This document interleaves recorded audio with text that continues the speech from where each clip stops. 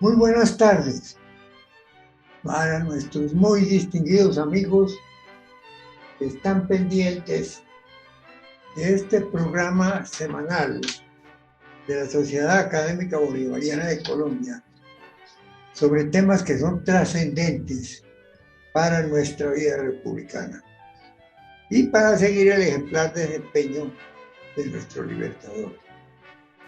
Hoy tenemos el 63º encuentro virtual, número 63. El tema será Nicaragua y la plataforma continental colombiana.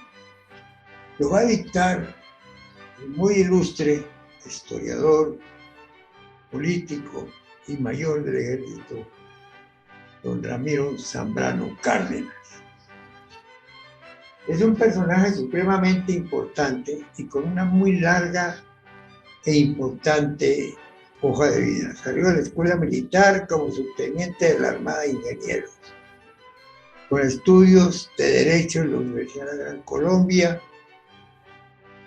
Derecho Internacional y Diplomacia de la Universidad Jorge Tadeo Lozano, estudios de Ingeniería de Carreteras y Aeropuertos en la Escuela de Ingenieros Militares de Colombia y de Estados Unidos, periodista. En uso de vacaciones y licencia realizó estudios de Economía Política Internacional en la Universidad Prodeo de Roma, mayor de la Reserva del Arma de Ingenieros del Ejército. Prestó servicio en los batallones de ingenieros Caldas, Codazzi, Maraya y Colombia, en el cuartel general de la Tercera Brigada, en el Comando General del Ejército, como jefe de Historia, Publicaciones y Relaciones Públicas, y sobre todo como director de la revista institucional del Ministerio de Defensa. Fue oficial de planta, profesor de la Escuela Militar de Cadetes, de la Escuela Superior de Guerra y de la Escuela de Ingenieros Militares.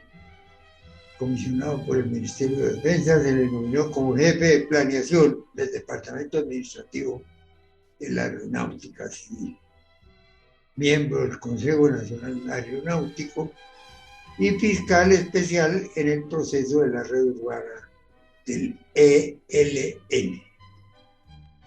En el Ministerio de Relaciones Exteriores, al cual se vinculó, se desempeñó en la planta interna y en el servicio exterior.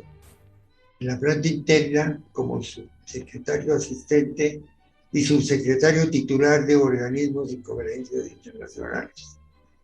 El secretario general encargado y encargado del despacho de Relaciones Exteriores. Secretario ejecutivo de la Comisión de Vecindad y de Integración Colombiana y director general de la Soberanía Territorial. En el servicio exterior, donde se distinguió muy especialmente, fue cónsul general en San Cristóbal, Venezuela, embajador y miembro del Consejo Ejecutivo de la UNESCO y del Comité de Derechos Humanos de la organización en París, y embajador en Colombia ante los gobiernos de la República de Corea, la República de Filipinas, el Reino de los Países Bajos y la República Islámica de Irán. En Holanda fue miembro de la Corte Internacional de Arbitraje y gobernador por Colombia del Fondo Mundial de Productos Básicos. Obtuvo de la UNESCO la categorización de Cartagena como Patrimonio Histórico de la Humanidad y su asociación al escenario de la muerte de Simón Bolívar.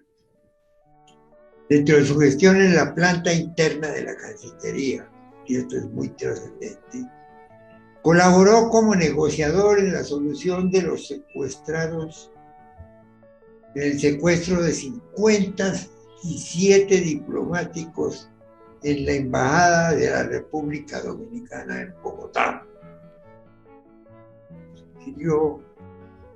Gestionó y obtuvo la única restitución territorial que ha tenido Colombia en su historia por parte de Brasil, que fueron las las 2.700 hectáreas de la línea Apoporis-Tabatinga.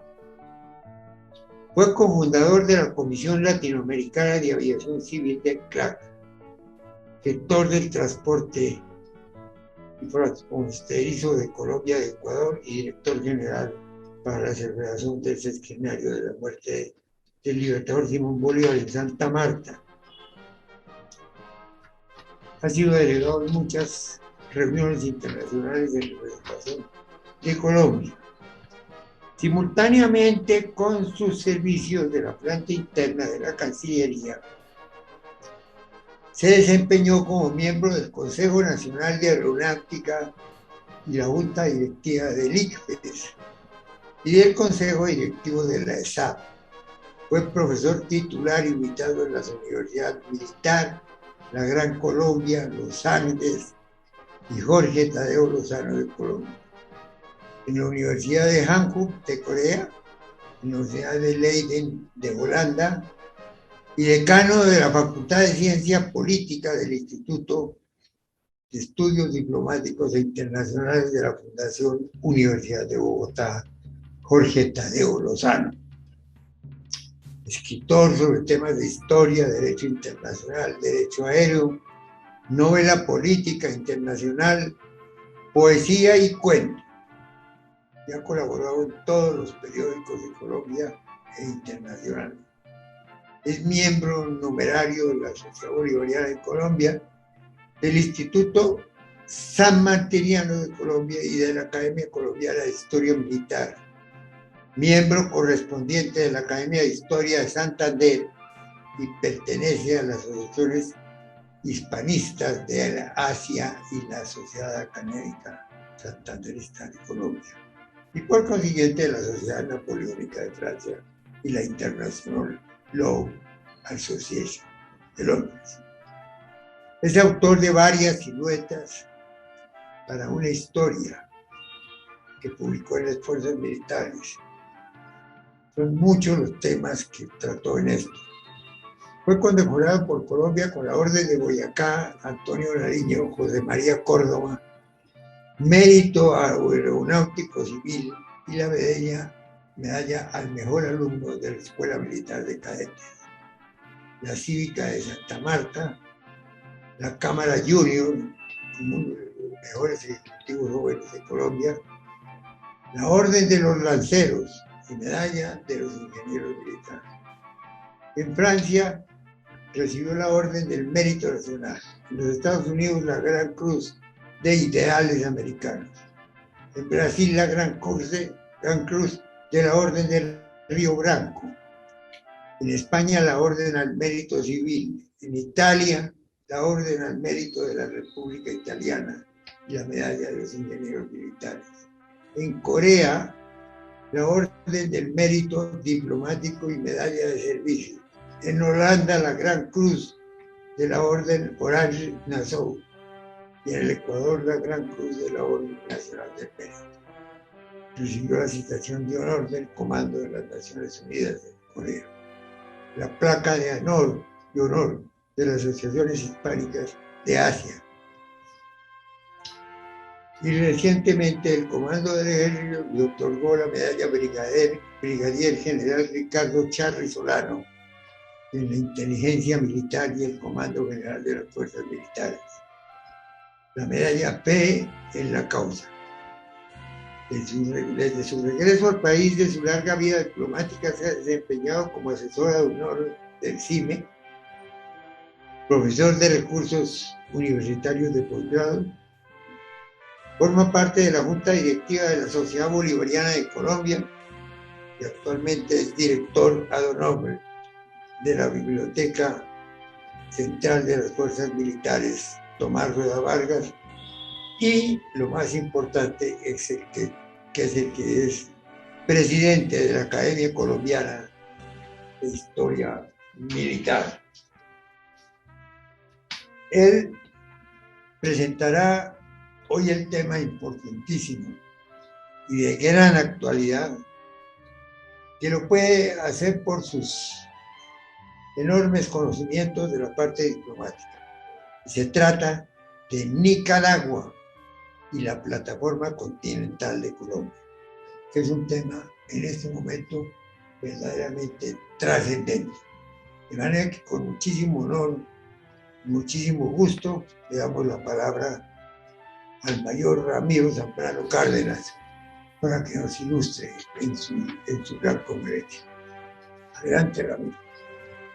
Muchas gracias, doctor Miguel Santamaría. Doctor Miguel Santamaría, presidente de la Sociedad Bolivariana de Colombia, señores académicos bolivarianos, señoras y señores, muy buenas tardes.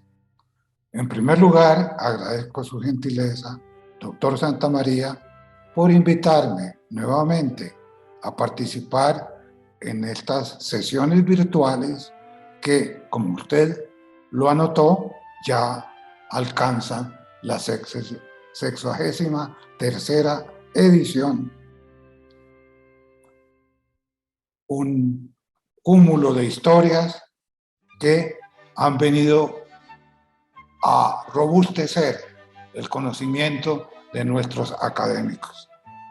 El tema elegido para esta conversación fue presentado en la Sociedad Geográfica de Colombia, pero su actualidad persiste por tratarse de un asunto de soberanía nacional en el cual confluyen elementos históricos, consideraciones jurídicas atinentes al derecho internacional y, ante todo, el deseo de que la Corte Internacional de Justicia de La Haya falle en derecho y los nacionales colombianos conozcan y se sensibilicen en defensa de un legado que pertenece a las generaciones que vendrán.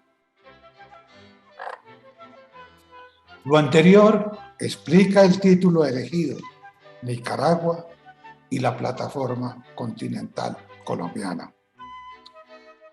Se trata de un suelo y un subsuelo marítimos pertenecientes a la República de Colombia, que se presume son ricos en petróleo, gas, carbón, uranio, rutilo, sulfuro, cromita, etc., y que también se sabe constituyen el cementerio de galeones, como el San José, que zarparon hacia España cargados con los tesoros arrebatados a nuestros naturales, pero que los ataques de los filibusteros condenaron al naufragio.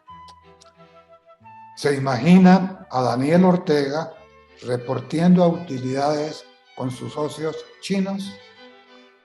Visualizan a Rosario Murillo, compañera de Ortega, rodeada de esmeraldas y de las alhajas de oro precolombino que tanto le gustan. Una mirada histórica necesaria. Nicaragua, en 1524, una expedición enviada desde Castilla de Oro, actual territorio de Panamá, incursionó hacia el norte en territorios indígenas para fundar dos ciudades, núcleo de la provincia de Nicaragua, creada en 1528 como dependiente de la Capitanía General de Guatemala. En la época de independencia, Nicaragua, con otras provincias centroamericanas, se anexaron al Imperio Mexicano.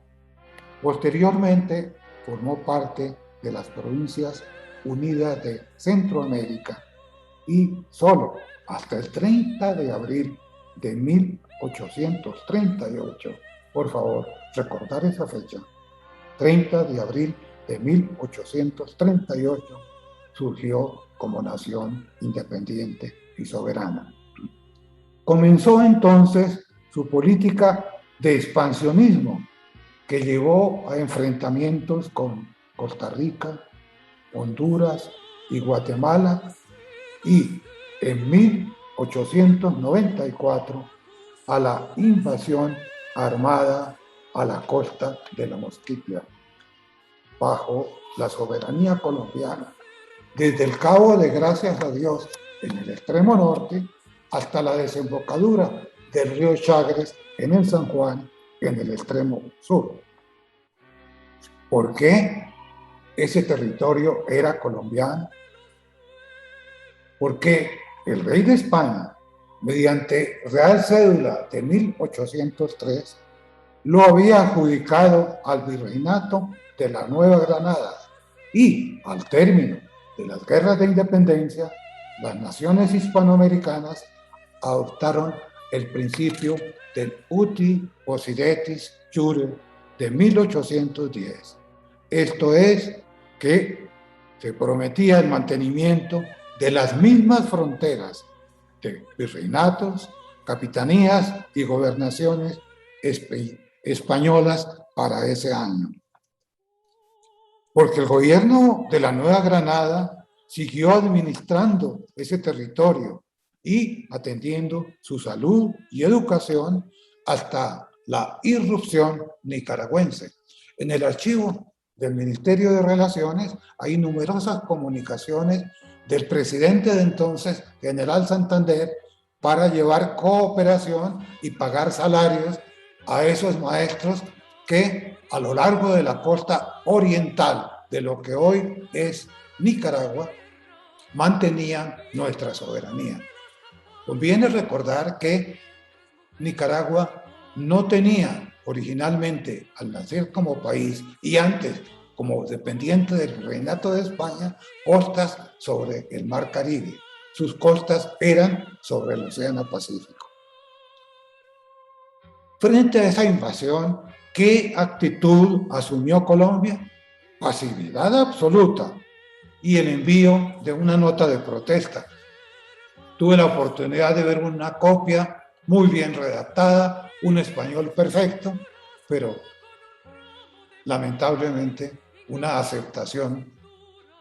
Y el epílogo de ese despojo se realizó 34 años después, cuando en el texto del Tratado de Esguerra-Bárcenas de 1928 y en su artículo primero, este texto entró en vigor el 5 de mayo de 1930, y su artículo primero acepta el despojo y reconoce como territorio nicaragüense la costa de las Mosquitias y las Islas Mangle. San Andrés, descubrimiento en el siglo XVI, influencia étnica, y cultural inglesa, holandesa y española, dependencia colonial del Virreinato de Santa Fe sobre la Mosquitia y el archipiélago de San Andrés, 20 de noviembre de 1803. Adhesión a Colombia en 1822. El archipiélago del Mar de los Siete Colores en las plumas de Germán Arciniegas y el brujo Simón González, y las islas de los piratas Henry Morgan y Luis Ory en el imaginario popular, islas bajo la bandera de las Provincias Unidas del Río de la Plata por el lapso de un año y luego definitivamente bajo la protección del tricolor colombiano desde el 23 de junio de 1822. En esta ilustración y en la siguiente, en la anterior, pueden observar el mapa de la República de la Nueva Granada, que data de 1830, y cabe observar en color verde la costa de la Mosquitia y apreciarse una visión general de que, al igual que en lo descrito por la piel de un batracio en la novela La piel de Zapa de Honorato de Balzac, nuestra extensión territorial durante 188 años se redujo de 1.331 millones de kilómetros cuadrados a 1.143 millones entre 1830 y 2021, para no mencionar nuestros espacios insulares y marítimos. Pérdidas de la Mosquitia y de Panamá, obsequio del Triángulo de Sucumbíos cedido por Ecuador y traspasado al Perú para que no objetase nuestro acceso a la Amazonía, aun cuando más tarde, 1932, se produjo la invasión de Leticia. Y finalmente, la entrega del archipiélago de los Monjes por una nota de Cancillería, más tarde declarada nula por el Consejo de Estado colombiano. Obviamente, el país beneficiario de la donación en materia de límites marinos y submarinos esgrime la teoría de la costa seca, mediante la cual todas las aguas que separan las penínsulas de La Guajira y Paraguaná pertenecen a su jurisdicción.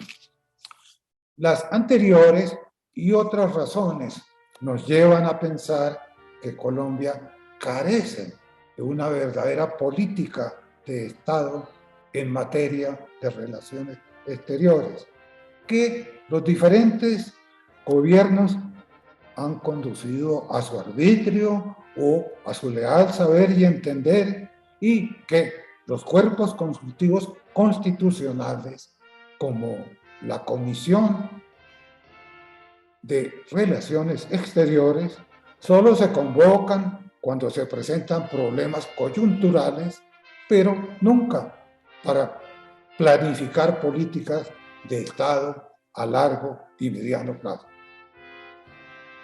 Es posible que algunos de ustedes, distinguidos asistentes, sepan sobre la validez de la afirmación Colombia carece para los intereses nacionales ocurrido entre dos administraciones presidenciales consecutivas en un mes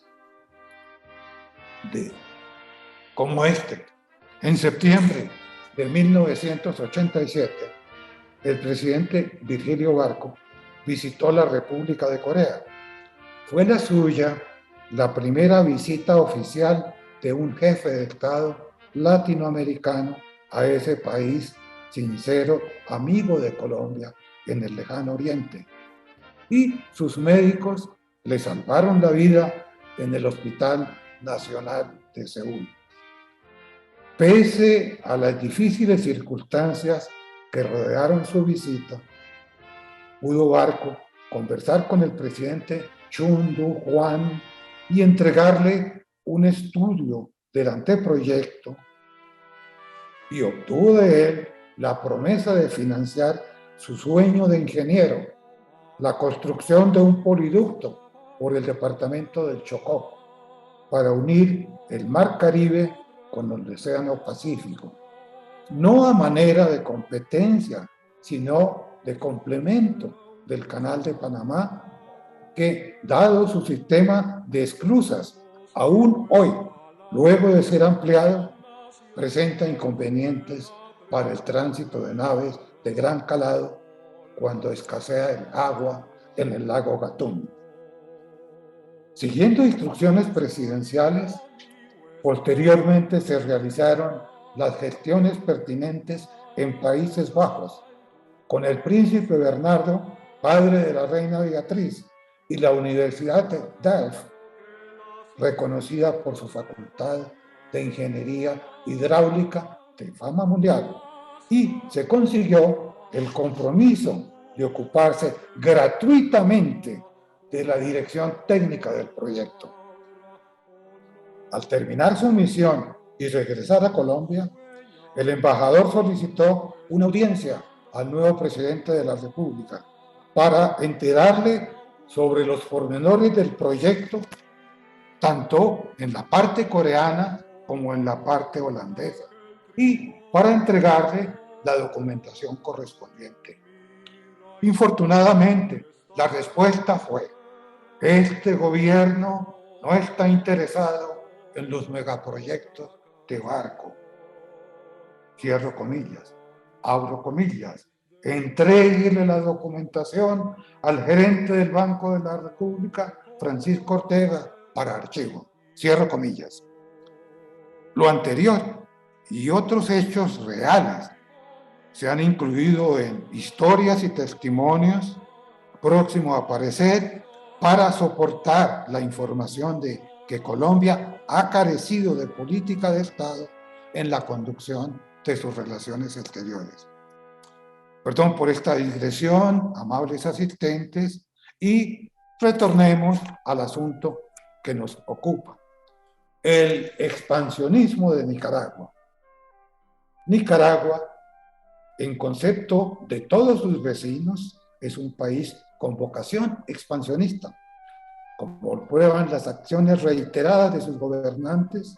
En nuestro caso, el gobierno de esa nación no quedó satisfecho con recibir más de 75,000 kilómetros cuadrados de espacio marítimo que Colombia consideraba suyos y que obtuvo por el fallo judicial de la Corte Internacional de Justicia del lunes 29 de noviembre de 2012. Y pretende ahora, por la misma vía, extender su plataforma continental en detrimento de la colombiana.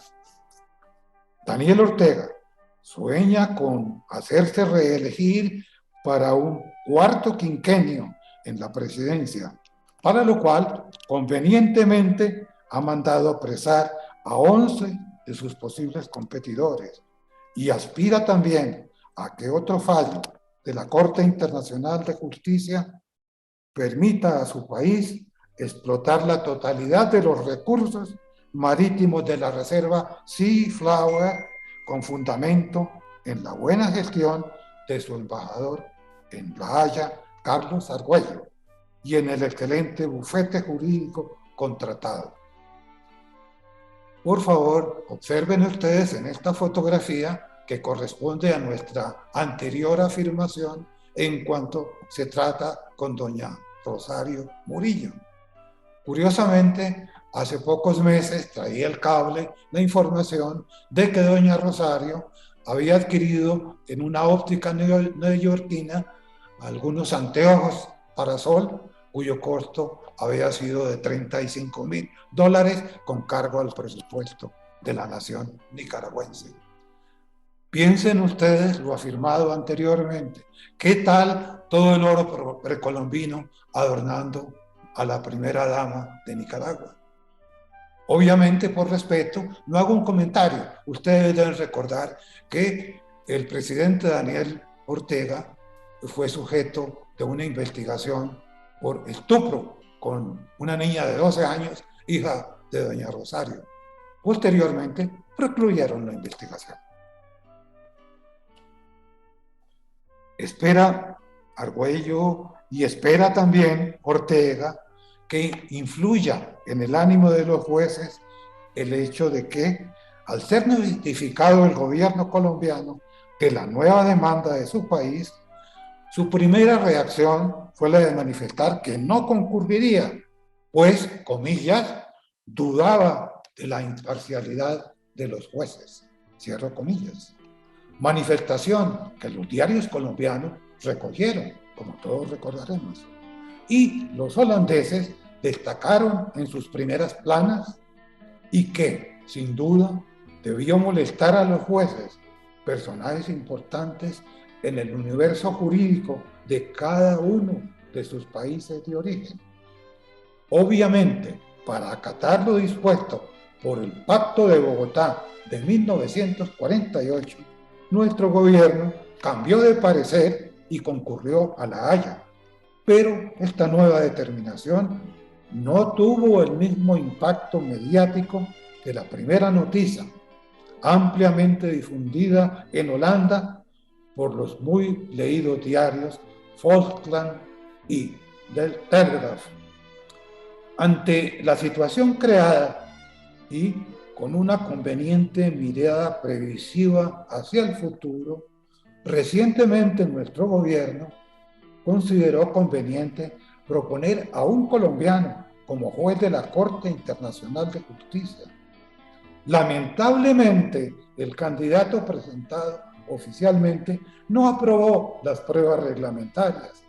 Caso doloroso para un país que ha sido cuna de eminentes juristas, pero reveladora de que la idoneidad profesional y el favoritismo político no siempre van de la mano.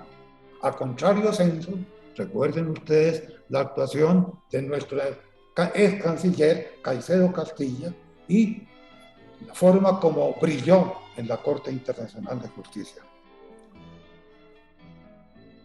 Con referencia al acontecer internacional, estas cosas ocurren en la rama ejecutiva del poder público y algo parecido sucede en la legislativa, pues, como se recordará, ante el fallo en el cual perdimos 75.000 kilómetros cuadrados de espacios marítimos, de acuerdo con nuestro cálculo, y 95.000 de acuerdo con el de Nicaragua, la Cámara de Representantes de Colombia hizo pública la noticia de que iniciaría una investigación exhaustiva, para lo cual anunció la asesoría de 3 expertos y mencionó a Alberto Lozano Simonelli, a Jaime Pinzón López y a quien esto escribe. Pero al final nada ocurrió. Se postergó la iniciación de la investigación. Alberto falleció. Con Jaime seguimos esperando que se inicie. Es una indagación oficial que corresponde al órgano legislativo. Pero nuestros espacios marítimos se perdieron. Nadie ha evaluado los aciertos y los errores de la negociación. Se desconoce el monto del tesoro público que se utilizó para los gastos de defensa. Nadie es responsable de nada y debemos sentirnos satisfechos con saber que no nos quitaron las islas. Eso fue lo que manifestó en su momento ese gobierno.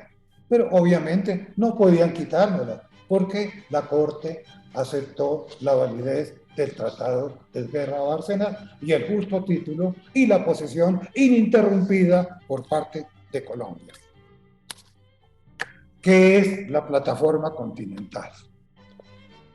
En esta fotografía observen ustedes la presencia del presidente Truman acompañado del primer ministro Churchill y a su siniestra el jefe de Estado de la entonces Unión Soviética, Stalin.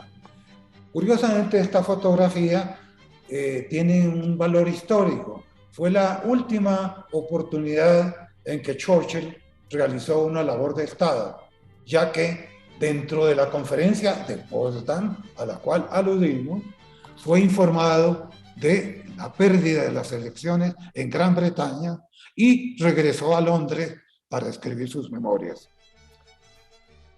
Fue el 28 de septiembre de 1945, con la proclama del presidente estadounidense Harry S. Truman, cuando ese concepto, el de plataforma continental, interesó al mundo jurídico internacional. En esa fecha, anunció el presidente Truman al mundo, comillas, proclamamos por la presente la siguiente política de los Estados Unidos referente a los recursos naturales del subsuelo y del lecho del mar de la plataforma continental. Conscientes de la importancia de conservar y de utilizar con prudencia sus recursos naturales, el gobierno de los Estados Unidos considera los recursos del subsuelo y del suelo, del lecho del mar, de la plataforma continental cubierta por alta mar, contigua a la costa de los Estados Unidos, como perteneciente a los Estados Unidos y sujetos a su jurisdicción y control. Cuando la plataforma continental se extiende hasta las riberas de otro estado o es común a un estado adyacente, la frontera será determinada por los Estados Unidos y el estado interesado sobre una base de equidad. Todo lo anterior no conlleva ningún atentado al carácter de alta mar de las aguas que recubren la plataforma continental, ni al derecho de navegación libre y sin trabas sobre dichas aguas. Cierra comillas. Hasta aquí la declaración del presidente Truman, declaración que posteriormente en las conferencias de Ginebra se convirtieron en normas de derecho positivo. Declaración que abrió los ojos del mundo a una nueva riqueza oculta en el suelo y en el subsuelo marítimos. Decíamos, la proclamación Truman abrió nuevos horizontes al derecho del mar y los estados, especialmente los ribereños, tuvieron como preocupación fundamental la definición del mar territorial, de su extensión, del alta mar, de la zona contigua y de la recientemente declarada por uno de sus estados plataforma continental. Como es conocido, desde la noche de la historia, los países poderosos ejercieron dominio sobre el mar. Así la República de Venecia lo hizo sobre el mar Adriático. El Báltico fue considerado como propiedad por la Liga Hanseática. España se consideró propietaria del Atlántico y del Caribe. Inglaterra, a partir del siglo XVII, con su poderosa flota, se convirtió en la reina de los mares. Podrán ustedes observar en el gráfico anexo esa caracterización de las 200 millas de dominio marítimo que se dividen en zona económica exclusiva, zona contigua, mar territorial y, por supuesto, como lo veremos, por debajo, en el suelo y en el subsuelo marítimo, podríamos observar la plataforma continental. En este esquema aparece la costa, luego se define un espacio de plataforma continental que tiene, desde luego, un talud inferior, un talud superior y unas profundidades abisales. Antes de la declaración Truman, el comercio, especialmente el continental, se convirtió en el objetivo de las flotas mercantes, inicialmente pertenecientes a los países y posteriormente a armadores particulares. Después, la navegación de cabotaje y la pesca concentraron su atención, en tanto que los gobiernos buscaron el robustecimiento de sus marinas de guerra y algunos, abiertamente o en secreto, acudieron a la práctica de amparar con patentes de corso a los delincuentes asaltantes del mar, a quienes eufemísticamente se apellidó corsarios. Recuerden ustedes los ataques corsarios a nuestras islas, recuerden los ataques corsarios a Cartagena y recuerden ustedes ese mar Caribe que se convirtió en el mar de los corsarios.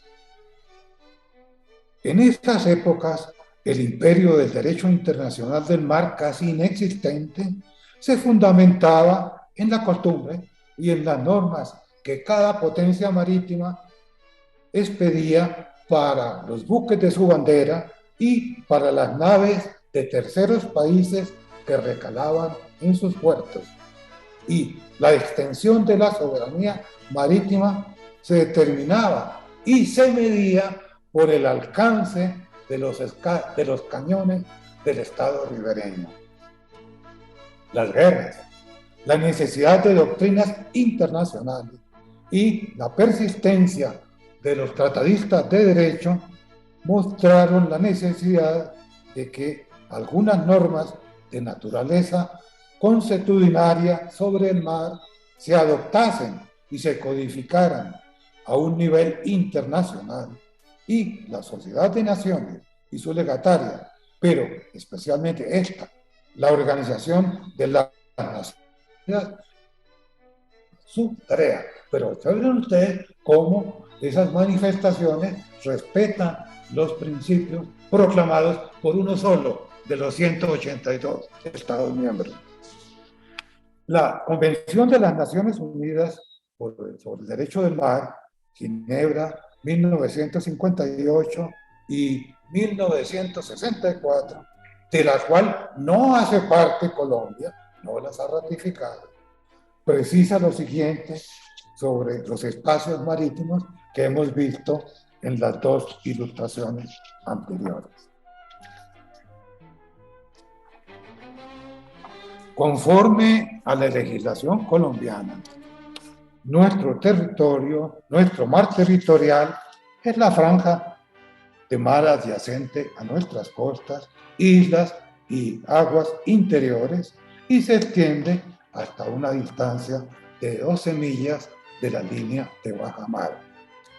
Nuestra Ley 10 de 1978 determina una zona económica exclusiva adyacente al mar territorial, la cual llega hasta una distancia de 200 millas náuticas.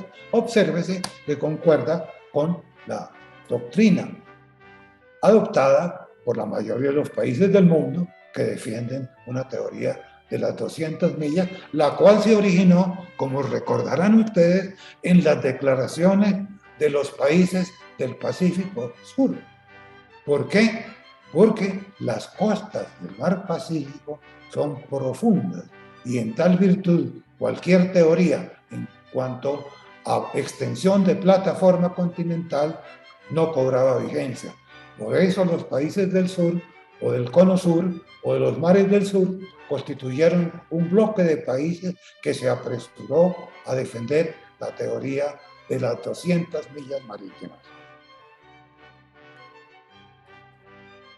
La plataforma continental se define como la prolongación sumergida de la masa terrestre hasta 200 millas náuticas, 370 kilómetros contados desde la línea de base. ¿Qué es la línea de base? Una línea que se traza entre los puntos extremos de un determinado territorio para permitir una medición geográfica o geométrica de dichos espacios. Demandas nicaragüenses contra Colombia. Prevalida del fallo de la Corte Internacional de Justicia de 2012, que aumentó sensiblemente sus espacios marítimos. Al año siguiente, Nicaragua entabló nuevas demandas ante esa Corte, una de las cuales sobre presuntas violaciones de Colombia a la soberanía de ese país. Se fallará luego, posiblemente el año próximo, después de las audiencias previstas en el Palacio de la Paz de La Haya durante la anterior y la presente semana. En este análisis nos referiremos a la demanda que pide la extensión de su plataforma continental. En el litigio internacional, las naciones litigantes suelen prever y desplegar sus respectivas estrategias. Tratamos aquí de visualizar las estrategias nicaragüenses y las colombianas. Estrategias nicaragüenses. 1.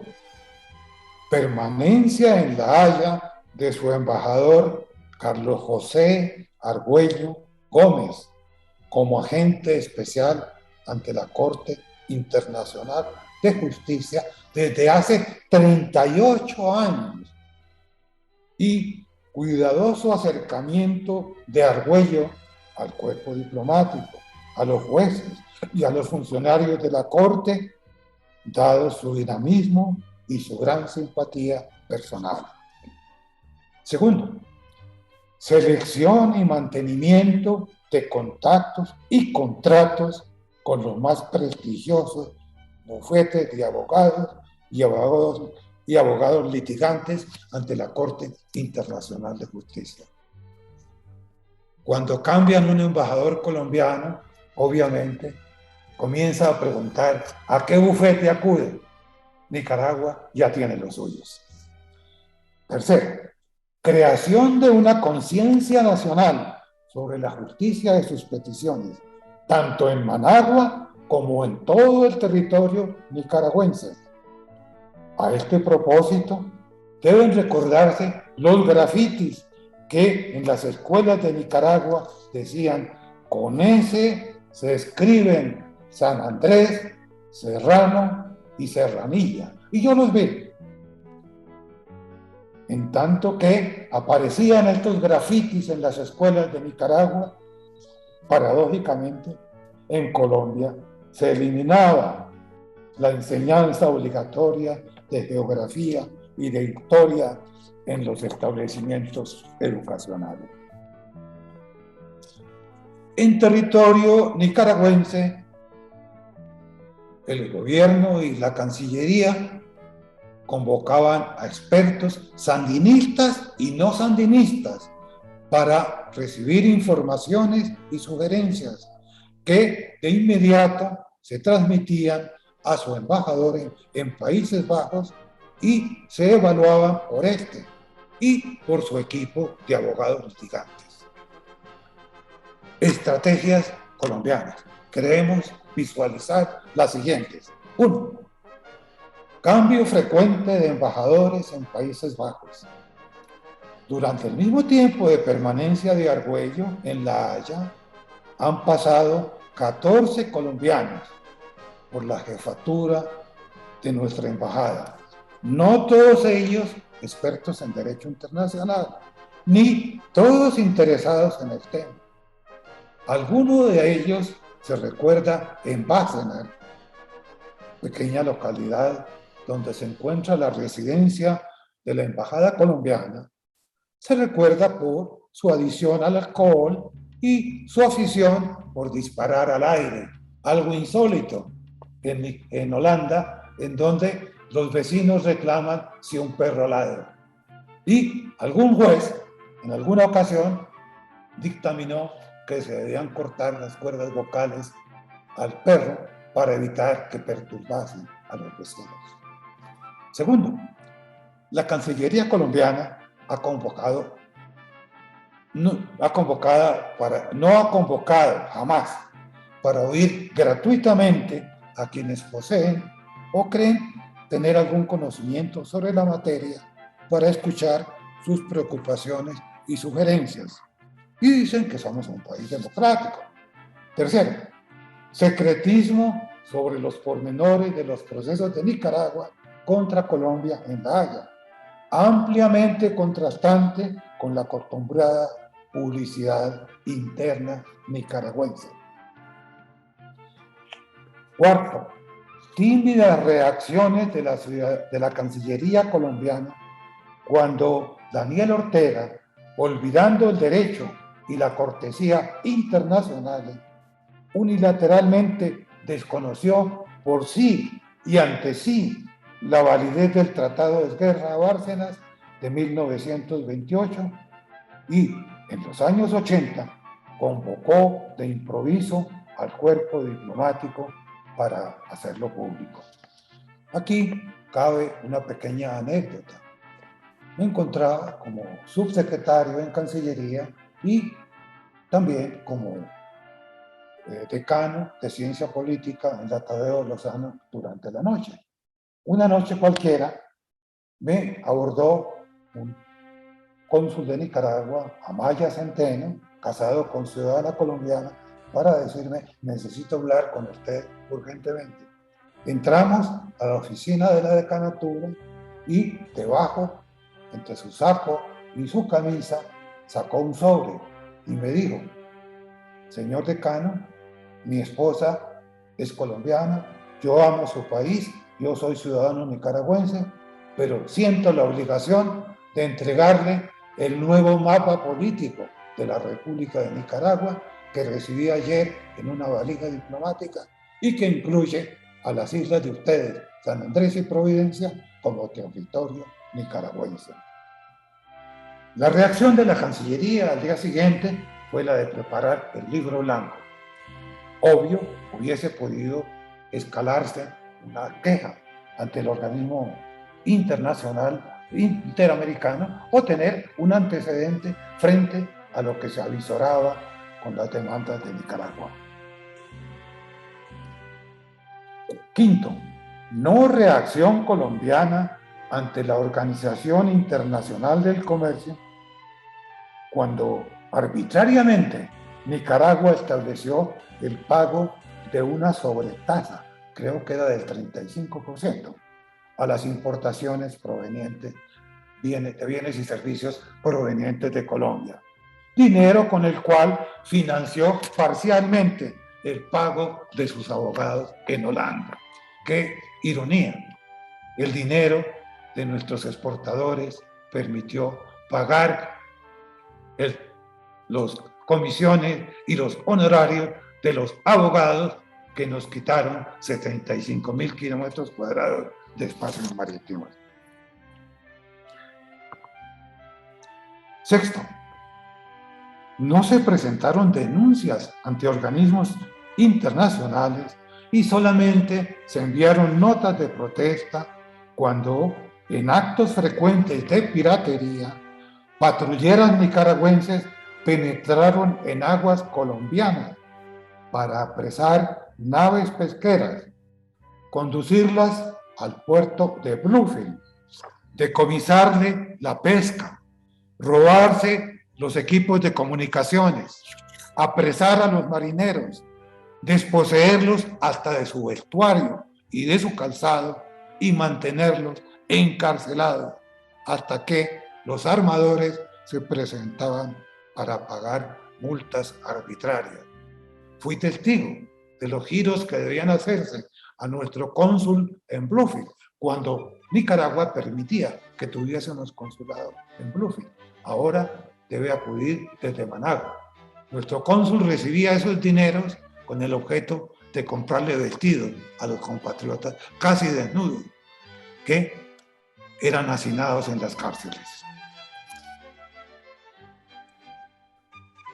Petición nicaragüense. Se dice que Nicaragua, en sus escritos y sus tentaciones ante la Corte, demanda una extensión de plataforma continental y pretende que se determine dicha extensión hasta Barú.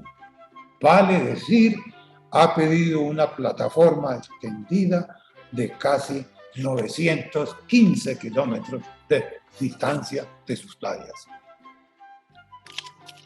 Sobre lo solicitado por Nicaragua, conviene anotar: 1. Tanto Honduras como Costa Rica, Jamaica, Panamá tienen también derecho a poseer sus plataformas continentales, y un fallo accediendo a lo pedido por Nicaragua o a todo lo pedido por Nicaragua afectaría sus derechos, contrariando el principio previsto en el reglamento de la Corte y no siempre observado por ella, de que la definición de un litigio solo puede afectar a los litigantes y no a terceros estados. Observen ustedes cómo en este mapa los cayos del norte, Serrana, Quitasueño, etcétera, que fueron reconocidos como colombianos por parte de la Corte en su fallo de 2012, quedaron rodeados de mar nicaragüense y cómo se cambia un poco la geografía política que anteriormente, hacia la izquierda, seguía la línea del paralelo 82.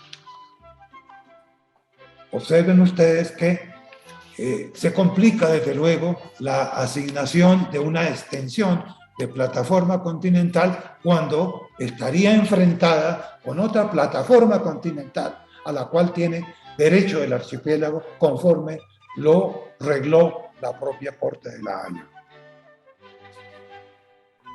2. Se ignora si en la argumentación colombiana ante la Corte se ha manifestado lo anterior y si nuestra gestión diplomática ha llegado a esos países para prevenirlos y obtener declaraciones o actuaciones sobre sus derechos a sus plataformas continentales para llegar a nuestros escritos argumentativos. No obstante, el hecho de que la Corte negó la participación de Honduras y Costa Rica durante el litigio sobre delimitación marítima.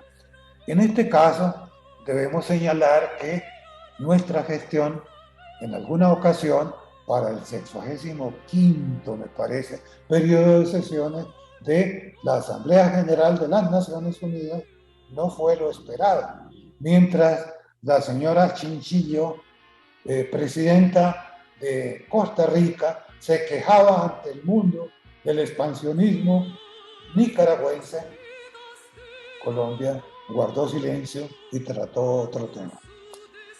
Tercero, se dice que la distancia que separa el puerto nicaragüense de Bluefields de Cartagena es de 914 kilómetros, 495.14 millas náuticas, y que la profundidad del mar en Bluefields fluctúa entre 14 y 15 metros, en tanto que el canal de acceso a Cartagena tiene 12 metros de profundidad y el atracadero de su sociedad portuaria registra una profundidad de 15 metros. Entiendo que estos datos deben ser motivo de análisis de nuestra delegación, como quiera que son influyentes para la argumentación en materia de determinación de las características de las plataformas continentales. Cuarto, cualquier kilómetro de extensión de plataforma continental que se otorgue a Nicaragua iría en detrimento de la plataforma continental colombiana, no solo de la generada por la costa continental, sino también del archipiélago de San Andrés, Providencia y Santa Catalina, cuyo derecho a plataforma reconoció la propia Corte en el fallo del lunes 19 de noviembre de 2012. Nicaragua aspira a extender su plataforma continental con el propósito de exploración y explotación, especialmente de hidrocarburos.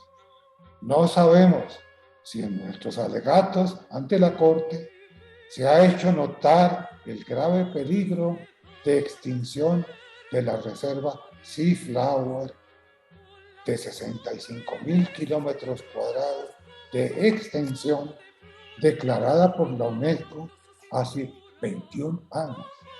Tampoco sabemos si nuestro equipo jurídico ante la Corte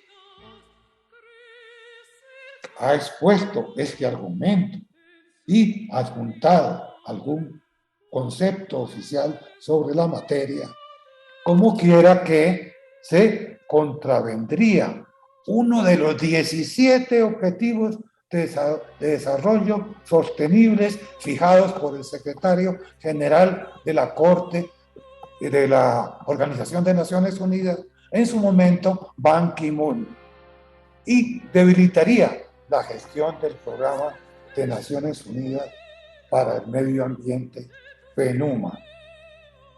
De otra parte, la desaparición de la reserva evidenciaría la incongruencia de que una determinación de la Corte Internacional de Justicia, órgano judicial de las Naciones Unidas, pusiera en peligro las políticas de la UNESCO, el PNUMA y la propia Secretaría General de la organización.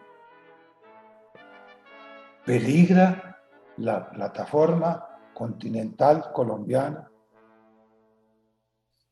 desconociendo el alcance de las gestiones colombianas ante la Corte, que creemos han sido inteligentes, oportunas y acuciosas, pero sabiendo de las capacidades del equipo de Nicaragua, gobierno, embajada, negociador y abogados, resulta pertinente formularnos la anterior pregunta. Algunas personas pensarán, si después de la audiencia que se realizará, de las audiencias que se realizarán el año venidero, triunfa Nicaragua y obtiene total o parcialmente su cometido, ¿Colombia deberá acatar la sentencia de la Corte? Muchas voces recomendarían desacatar el fallo, ignorando que una de las obligaciones del Consejo de Seguridad de las Naciones Unidas es la de hacer cumplir las sentencias de la Corte Internacional de Justicia, imponiendo, en caso necesario, las sanciones que establece la Carta de San Francisco. Y no debemos olvidar que dentro de los miembros permanentes del Consejo se encuentran China y Rusia, más próximas a Managua que a Bogotá. Por supuesto, se argumentaría que hay países que en alguna ocasión han hecho caso omiso a las sentencias de la Corte, como Francia y Estados Unidos, o las de la Corte Internacional de Arbitraje en el litigio China y Filipinas. Pero, ¿quién se atreve en el Consejo de Seguridad a imponer sanciones a los grandes que integran dicho órgano como miembros permanentes y con derecho a veto? En este caso, el orden no empieza por casa. Ante la hipótesis de que un resultado adverso en el litigio sea para Colombia, ¿cuál sería la reacción de los raizales del archipiélago? Creo que esto debe ser una preocupación fundamental. A ellos no se les integró en el equipo negociador que llegó a la Corte en el 2007, pero vienen sufriendo las consecuencias del fallo de 2012. Usualmente la cooperación que reciben del gobierno central es menor o más lenta de lo que éste suele pregonar. Solamente tienen seguros huracanes y temporales. Y otra sentencia desfavorable de la Corte Internacional de Justicia limitaría aún más su subsistencia futura y acrecentaría un sentimiento larvado, pero existente, pro autonomía, que confía en la ayuda del Consejo de Administración Fiduciaria de la ONU durante la reestructuración de una nueva nación. Conviene anotar que el Consejo de Administración Fiduciaria de las Naciones Unidas se está quedando sin trabajo, que posee un equipo, que posee grandes presupuestos y que espera poder ayudar a los estados nacientes. Conviene también anotar que para la acusación reciente, para la defensa reciente, se convocó al raizal Ken Francis James, cuya excelente actuación ante la Corte tuvimos la oportunidad de escuchar la semana anterior. Ojalá que se nomine también el año venidero en las audiencias relativas a la demanda de extensión de plataforma pedida por Nicaragua. Y una vez más, debe lamentarse la ausencia de raizales en la delegación colombiana durante la larga década del litigio que culminó en 2012.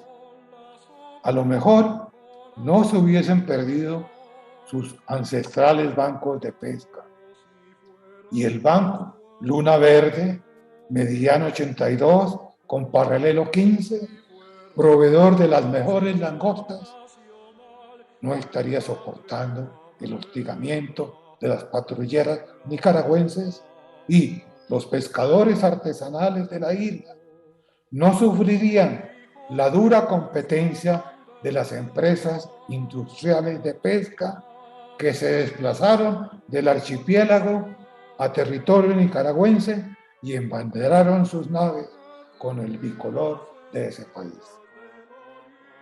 Finalmente, como hemos visto, la disputa que preocupa ahora a muchos compatriotas no es una nueva. En esencia, reconoció el fallo de la Corte de 2012, en esencia, reconoció la validez del Tratado de Esguerra-Bárcena de 1928, pero trazó una nueva delimitación marina entre Colombia y Nicaragua, la cual afecta también, desde luego, a los países ribereños que anteriormente mencionábamos, desconociendo que en el proceso de ratificación del Tratado de Esguerra-Bárcena fue Nicaragua quien propuso como límite el meridiano 82. Como resultado del fallo, los cayos colombianos del oeste, repetimos, quedaron rodeados del mar asignado a Nicaragua. Se perjudicó la delimitación de terceros estados, Honduras, Jamaica, Costa Rica y Panamá. Se estimuló a Nicaragua para iniciar nuevos litigios y, lamentablemente, no se consideró la situación y el destino de más de 16,000 raizales ancestrales, poseedores y pobladores desde tiempo inmemorial en nuestro archipiélago de San Andrés, Providencia, Santa Catalina y Cayos adjuntos. Es esta nuestra exposición, muy distinguidos asistentes, y con el mayor gusto trataré de responder y de absolver cualquier inquietud que ustedes presenten. Gracias, Ramiro. Has hecho una excelente exposición, verdaderamente iluminante y sobre todo hasta cierto punto vergonzosa por la indiferencia con que nuestro país ha tratado sus problemas fronterizos, especialmente frente a Nicaragua. En realidad, ellos sí han sabido mantener una acción que no desfalleció durante más de 30 años en defensa de sus intereses. Mientras nosotros cambiamos nuestros representantes arbitrariamente cada año, cada 2 años, cada 3 años, sin que tengan suficiente información y conocimiento de lo que está sucediendo. De manera que te felicito de todo corazón porque me parece que has hecho una cosa verdaderamente extraordinaria. Y lamento profundamente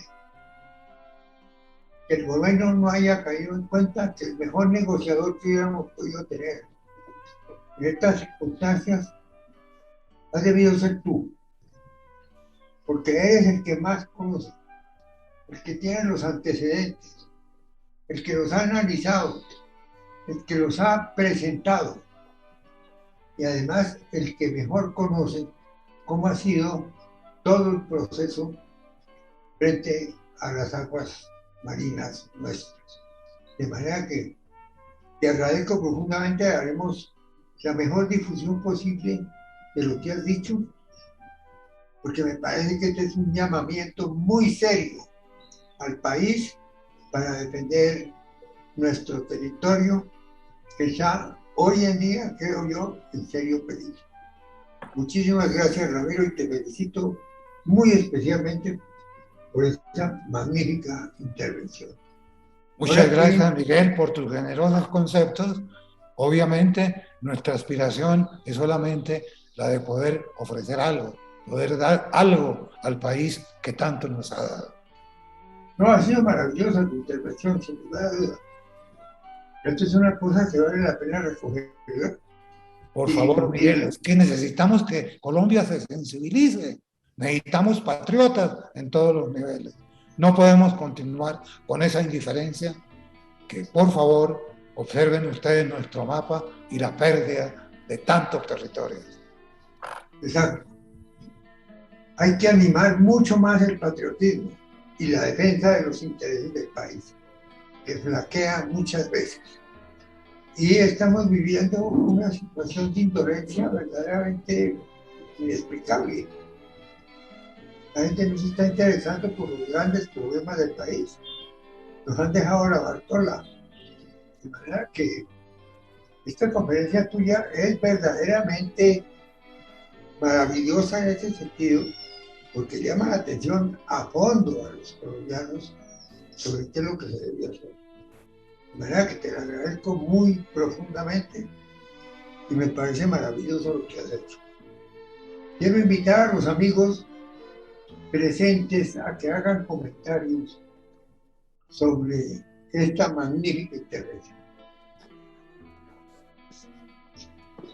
Afortunadamente he tenido la suerte de tener una muy larga relación personal con Ramiro Zambrano, tal vez desde nuestros tiempos de tenientes de corbeta y él de subteniente del ejército. Pero recuerdo, a razón de mis viajes anuales que tenía que hacer al lejano oriente, cuando me desempeñaba o trabajaba con Itachi, las visitas que le hacía a Ramiro siendo embajador en Corea, coincidiendo una de ellas con la enfermedad que tuvo el presidente Barco, y como bien lo dijo Ramiro, le salvaron la vida allá. Pero tuvimos también la oportunidad en esa época de estar mirando con optimismo lo que en ese momento creo que el presidente Barco denominaba el Canal Seco, que era pues unir prácticamente Urabá con el Pacífico. Y las intervenciones que había tenido su equipo para lograr algunos acuerdos con el gobierno de Corea. Bueno, vimos que todo eso no ha funcionado, pero ahora me llama a mí poderosamente la atención un aspecto que vinimos a ver, y es que en una publicación oficial del gobierno de los Estados Unidos, que prácticamente es como un aviso a los navegantes en el que dan una relación de faros y luces. Dile a la muchacha de Mauricio que suba, por favor. Las luces que están en el Bajo de Serrana y Bajo Nuevo, que son faros instalados por la Armada Nacional. En esa instalación figura, en esa publicación de este mes, figura que esos bajos aún son soberanía de los Estados Unidos. Prácticamente los Estados Unidos desconoce completamente, no sé si en forma intencional o simplemente por omisión, pero desconoce la soberanía colombiana sobre esos par de cayos, que son los cayos más al norte.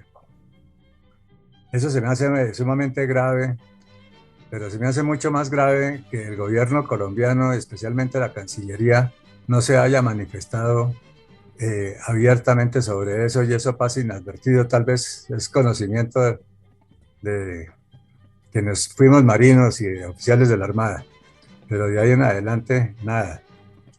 Eso ratifica verdaderamente el concepto de Ramiro de que Colombia verdaderamente no ha tenido ninguna política, pero ninguna política internacional en lo que se refiere a asuntos del mar. Nuestra Cancillería ha sido perfectamente ignorante a ello. Pero a mí me llama también la atención una cosa. Tal vez una de las personas con mayores criterios y mayores conocimientos de los tratados internacionales fue el doctor Alfonso López Michelsen, quien verdaderamente pues fue el artífice prácticamente de la delimitación marítima con los países vecinos. Pero López Michelsen siempre sostuvo que el meridiano 82 no era un límite. Entonces, si desde ese tiempo nosotros éramos conscientes de que eso verdaderamente tenía, desde el punto de vista de la interpretación, de las interpretaciones jurídicas, tenía dudas, ¿por qué no renunciamos desde esa época al Tratado de Bogotá? Y dejamos que las cosas siguieran y verdaderamente nos presentamos a una corte en que verdaderamente no teníamos la absoluta seguridad de salir victoriosos. Yo no sé si Ramiro, en su experiencia, tuvo oportunidad de intercambiar algunos conceptos con el doctor López Michelsen al respecto. ¿Y por qué? Es decir, siendo él una de las personas principales en la conducción de nuestras delimitaciones marítimas, ¿por qué verdaderamente no se hizo nada desde esa época? ¿Y por qué llegamos pues al tremendo problema que tenemos hoy en día? Luis Carlos, Colombia pensó en que el acta de ratificación fue al Parlamento, contrariando lo que aducían algunos sandinistas que habían firmado bajo la invasión de tropas norteamericanas el convenio correspondiente. En el proceso de ratificación, en el acta de ratificación, los nicaragüenses incluyeron que en ningún caso podría considerarse que la extensión del territorio colombiano podría avanzar al oeste del 82. Eso fue lo que creó el decir, y públicamente se adujo como una muestra y como una determinación en el acta de Canje que propuso Nicaragua y que por supuesto Colombia aceptó. Gracias, Luis Carlos.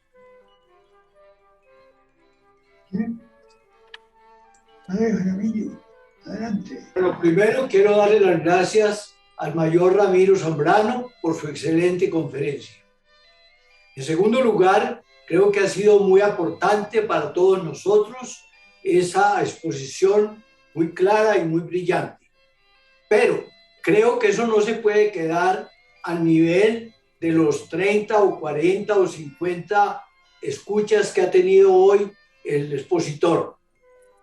Sugiero, doctor Miguel, que la Academia de Historia Bolivariana, la Asamblea de esta sociedad, escriba una carta al Ministerio de Relaciones subrayando el parecer de la ciudadanía, no únicamente de un técnico, así sea tan importante como el doctor Ramiro, sino que la semilla que él ha estado sembrando tenga un eco de nosotros hacia el gobierno Y creo también que en nombre de esta sociedad bolivariana se debería escribir, pidiéndole al doctor Ramiro orientación una orientación especial, se debería escribir a los grandes periódicos de Bogotá y de las ciudades principales del país, dando a conocer eso, es decir, creando conciencia.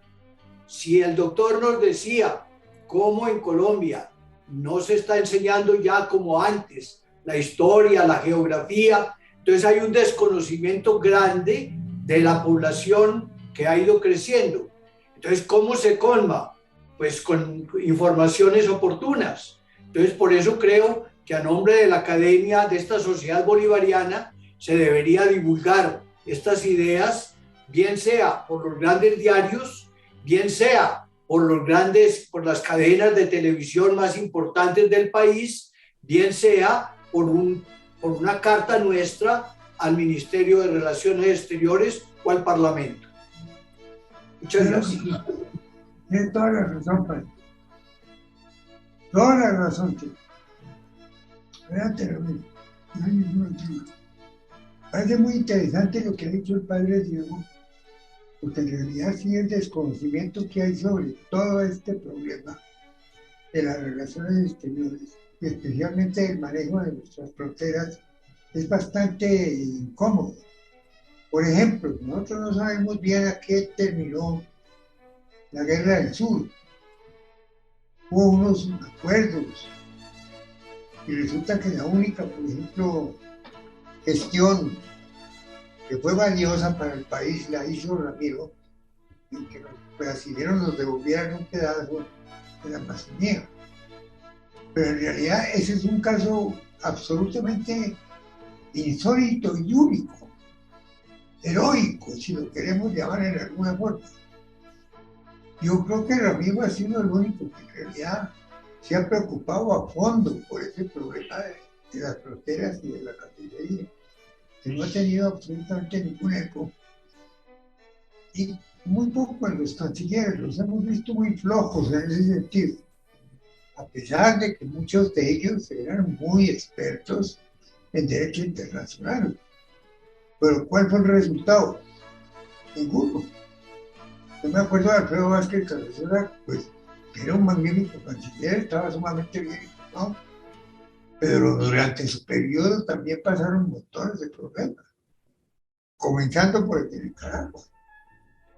Entonces, me parece que en esto sí vale la pena hacer un llamamiento muy especial al gobierno, también al gobierno, al Congreso, y también a todos los medios de información, para que el país comience a tener conciencia de sus problemas fronterizos, que son muy graves porque nos han quitado todo. ¿Cuántos miles de kilómetros cuadrados hemos perdido en los acuerdos internacionales? Eso es una cosa gigantesca. Pero en fin, nos vamos acostumbrando a eso porque pensamos que aquí la sabana de Bogotá es lo mejor de lo mejor, y con eso tenemos. Y resulta que estamos perdiendo soberanía en muchos lugares, en muchos sitios, muchas veces por desidia, pero sobre todo por desconocimiento. De manera que muchas gracias, padre. Vamos a ver en qué forma podemos hacer una información que sea verdaderamente interesante y llamativa sobre estos problemas que he tratado con tanta inteligencia Ramiro. Muchas gracias, Ramiro. Ha sido tu intervención absolutamente fantástica, y tendremos dentro de 8 días algo muy interesante, que es la presencia del expresidente de Venezuela, doctor Pedro Carmona, tratando problemas del mayor interés. Muchísimas gracias a todos ustedes y se les desea una muy buena noche y un amable despertar mañana. Hasta luego.